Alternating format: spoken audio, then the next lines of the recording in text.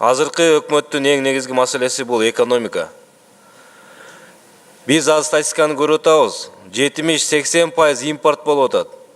Администрирование начар болуп атат. Бул эмнеден? Анализ кылыш керек. Өткөндө мына Рыскел Чыныбекович айтып кетти. Чоң капкадан кирип аткан контрабандалык жүктөр боюнча, администрирование начар боюнча, ошол жерде ведомство аралык комиссия түзүп, анын аягына чыгыш керек. Эмне себептен?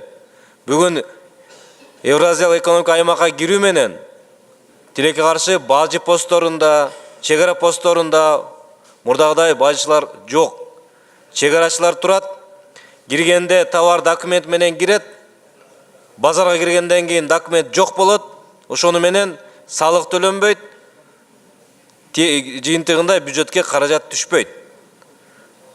Мындай бир эле мисал, андай мисалдар ар бир чек арада болушу мүмкүн.